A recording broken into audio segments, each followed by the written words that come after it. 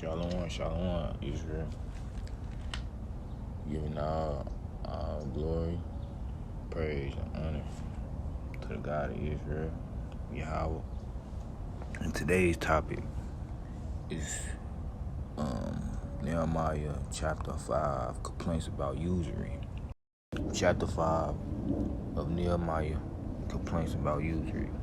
And there were a great cry of the people and of their wives against their brethren of the Jews.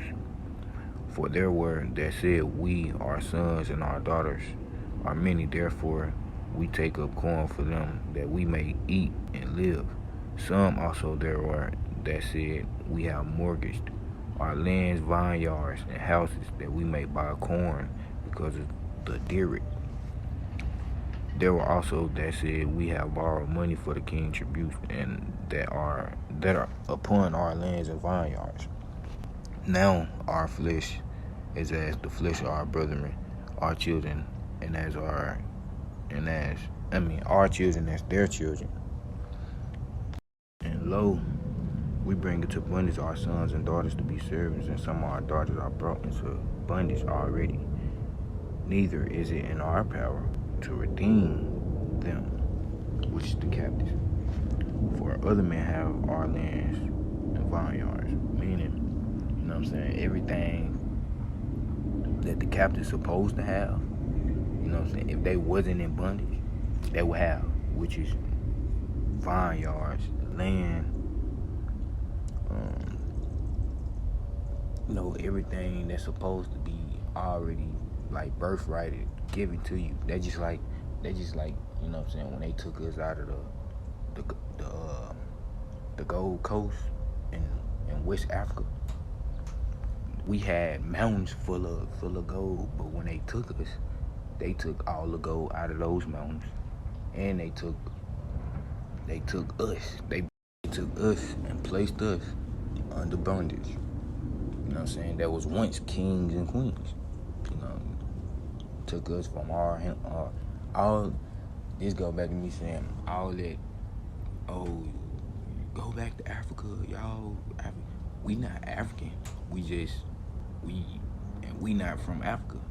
It just that was our flea home. When they talk about the Rome and the sieges, 312, the Constance. They took us. It all play a part, and it all aligned together. They took us, brought us here, and made us their slaves, and that's what made us captives. Up until now, but not to digress. Then we're gonna talk about, go down Nehemiah anger, and it states, and I was very angry when I heard their cry and these words. Then I consulted with myself, and I rebuked the nobles and the rulers, and said unto them, ye exact usury, every one of his brother. And I set a great assembly against them. And I said unto them, we after our ability have redeemed our brethren the Jews, which were sold unto the heathen. And will ye sell your brethren? Or shall they be sold unto us? Then held their peace, and found nothing to answer. So with Nehemiah, he sparked his anger. He was mad. Basically, like, you doing this to my brethren. And then when you go to line 8, it say, will ye even sell your brother? Meaning, how could you do this to my brother? Like, would you do that to your own? Basically, Or shall they be sold unto us? Then held their peace, and found nothing to answer. Meaning they ain't have nothing to say when he spoke towards them. They had nothing to say, because they, after he seen the power, well, not power, but ability to redeem his brethren, redeem the captives from his bondage.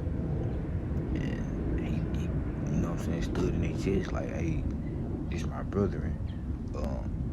Would you even do this to your own kind? And they had no word. And we can go down to 9 and say, also I said, is it not good that ye not walk in the fear of our God, because of the reproach of the heathen, our enemies? So now he talking to his brother like, you are you not gonna, walk in the fear, what I'm saying, of the Lord because of, the reproach of and the persecutions and the uprisings, brought by the heathen, the ones that don't want to walk, in the fear of the Lord, and try to, walk in the walk, fight the good fight and walk in the commandments, And then he said, I likewise and my brethren and my servants might exact of them money and corn. I pray you let us leave off this usury. Restore, I pray you, to them even this day their lands, their vineyards, their olive yards, and their houses, also the 100 part of the money, and of the corn, and the wine, and the oil, that ye exact of them. Meaning, like, I pray you release, my brethren, I pray you reimburse everything that was taken from them after them being released, Then they agreed that like, okay, then they said we will restore them and we will require nothing of them, so we will do as those says. Then I called the priests and took an oath of them that they should do according to this promise. Basically, they shaking hands like, hey, if you don't, let me read down so I can, explain it better. Basically, like, and as I shook my lap and said, so God shake out every man from his house, from his labor, that perform not this promise. So if you don't perform this promise for my brethren and release them, then you're not gonna be in the sight of my Lord. We're gonna go down to Nehemiah generosity. Moreover, from the time that I was appointed to be their governor in the land of Judah, from the 20th year until the 32 year of Artaxerxes, the king, that is 12 years, and I and my brethren have not eaten of the bread of the governor, but the former government that had been before me was chargeable unto the people, and had taken of them bread and wine, beside 40 shekels of silver. Yeah, even their servants bear rule over the people, but so did not I, because of the fear of God, the Most High. Yeah, also I continue to walk in the work of this wall, neither bought we any land, and all my servants were gathered thither unto the work. Now what this talking about is, he basically was talking about we haven't eaten bread of this government, because they had his people in bondage. They had, the captives and the prisoners of Israel in bondage. This was like a strong, stronghold for them. So he was like, he ain't taking nothing, no bread, no wine. He ain't buy no land, none of that, And all the servants that were gathered thither into the work, because he continued and, trying to get the wall built, so all the breaches, because eventually, let me go down, all the breaches that was coming against the work, it ceased to an end. All the warfare, it ceased. Because, after the work done, you can't do nothing. You can't breach no more. You can't, the work already done. We'll go down to 17, Nehemiah generosity. He said, moreover, there were at my table 150 of the Jews and the rulers, besides those that came unto us from among the heathen that are about us. Meaning, all the ones that was in bondage, all the ones that was captives, they came unto, the ones that was trying to free him, they brethren, or the Jews. And then we're gonna go down to 18 and say, now that which was prepared for me daily with 1 ox and 6 choice of sheep, also the fowls were prepared for me, and once in 10 days store of all sorts of wine, yet for all this requirement not I, the bread of the government, because of the bondage heavy upon his people. Okay, and with this thing, this is saying like this go back to me saying he, like, everything that was prepared for him daily was, it was provided by the Most High. It wasn't from the heathen. He didn't take none of theirs because they they had his people in bondage, you know. So it's like, then when you go down to the end of 18, line 18, it said, because he said, yet for all this require not I, the bread of the governor, because the bondage was heavy upon these people. You know what I'm saying? He talking about his people, his brother. He like, why would I take something from you? Why would I, you know what I'm saying? Why would I, anything? Because he was threatening, saying, if you don't release my brother, you ain't gonna be in the, you know, the congregation in the sight of my Lord. So he still, I mean, like he still was like, he was basically just depending on the Most High to, you know, provide everything for him while he was trying to release his people and build the wall at the same time, you know, for Israel and, you know, for the house of his people. So then we're going to go down to 19, line 19. Think upon me, my God, the Most High for good according to all that I have done for this people. He's talking about his brother and plus all of the genuine he had toward the heathen, you know what I'm saying, to come and, you know, agreement to be like, okay, we need to do this to, you know, release my people. Then we're gonna go to turning page. It say trickery of adversaries. So meanwhile, now it came to pass when Symbolic and Tobiah and Jishin, the Arabian, and the rest of our enemies heard that I had built the wall, that there was no breach left therein, though at that time I had not set up the doors upon the gates of the wall. You know, he talking about he already, why in the mean, like, let's go back to me saying, in the meantime, while he was trying to release his brother, you know, the Jews, he still was trying to get this wall completed. So, you know, then they go down the line 2, trickery of adversaries, chapter 6.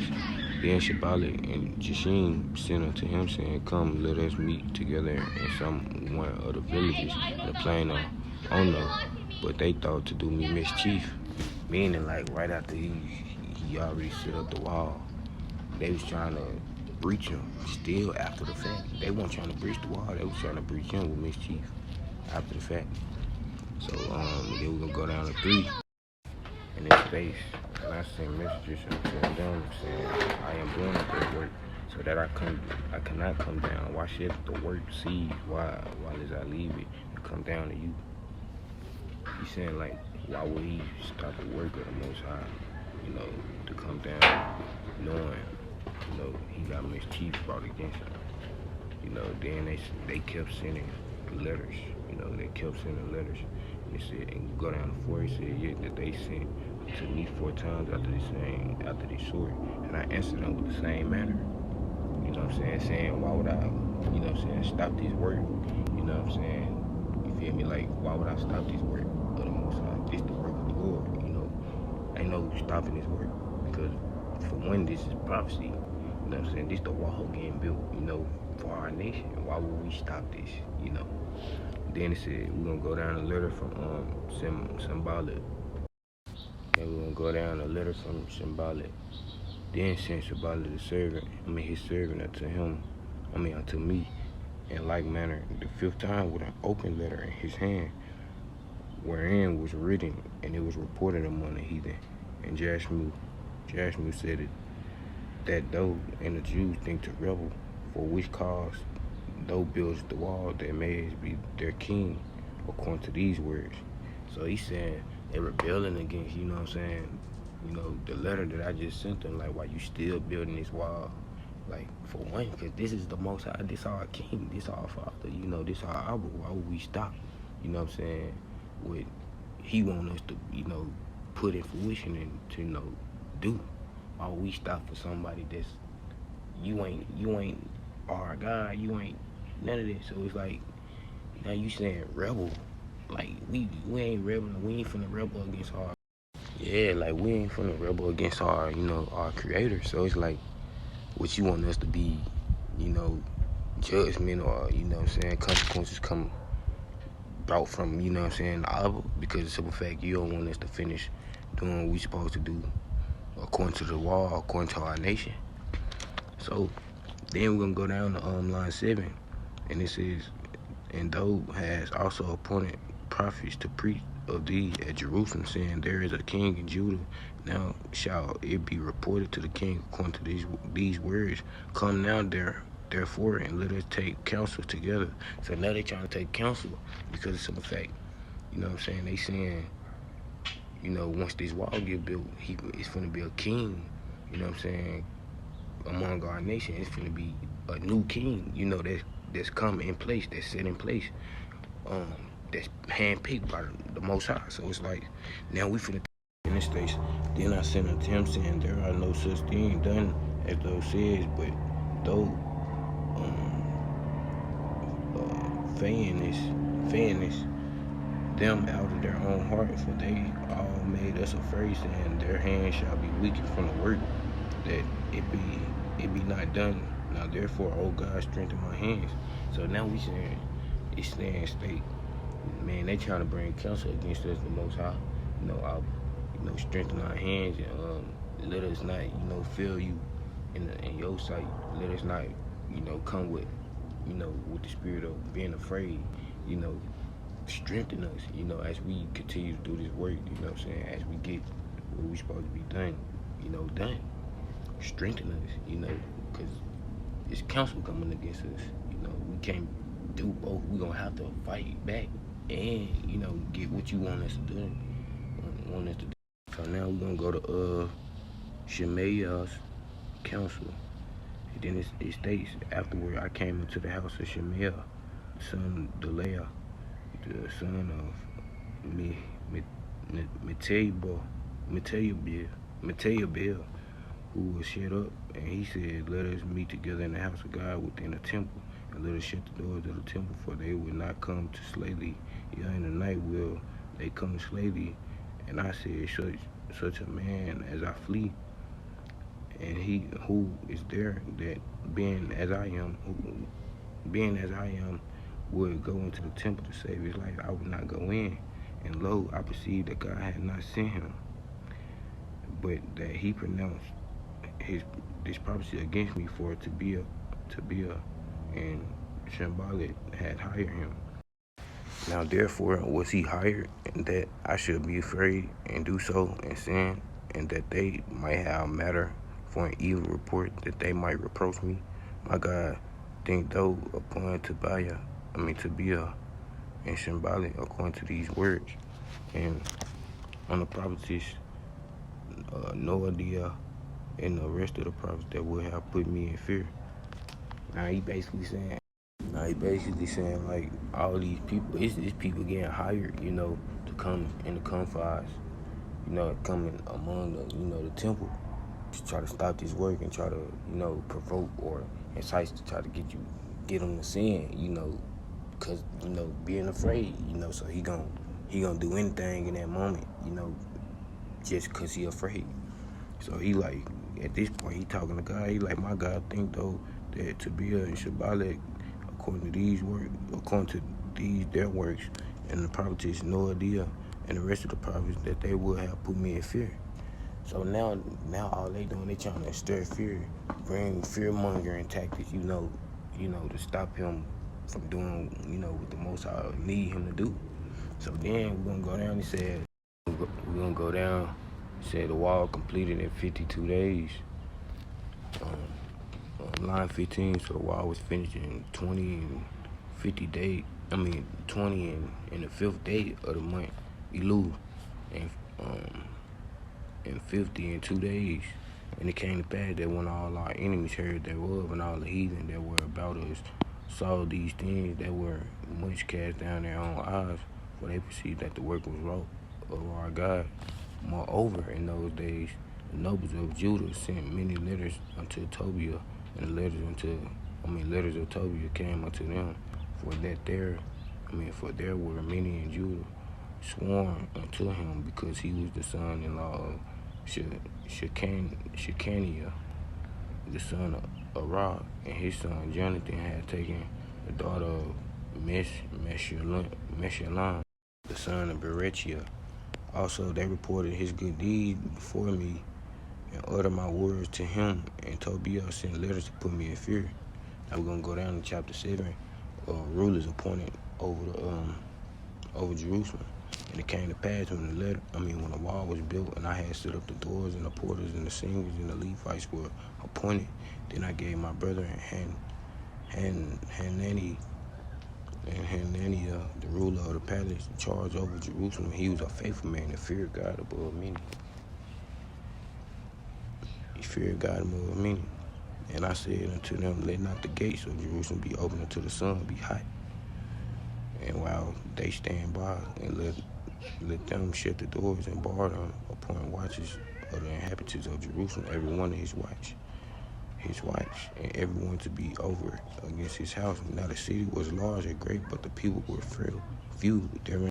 People were few therein, and the houses were not builded.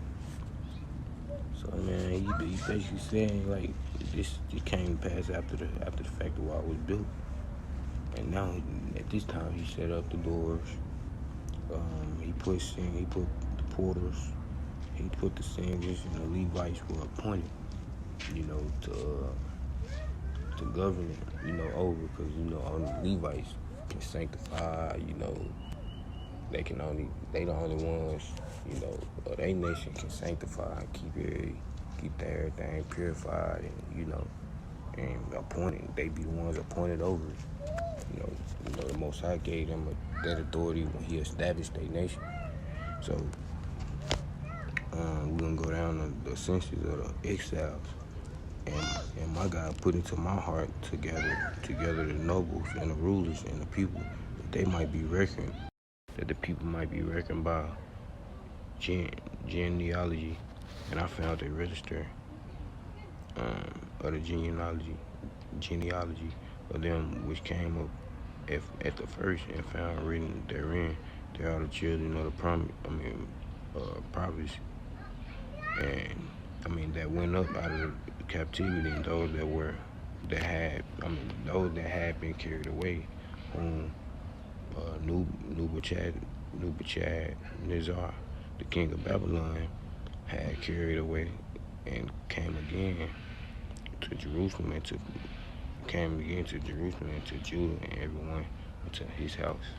Now after the work of this, this manner of the wall, the temple, of building the house, it was gifts given for the work.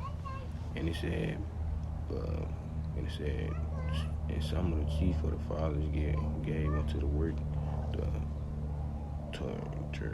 Shata gave to the children 1,000 drams of gold, 50 basins, 530 priests' garments. And some of the chiefs of the fathers gave to the treasure of the work 20,000 drams of gold, and 20,000 and 200 pounds of silver,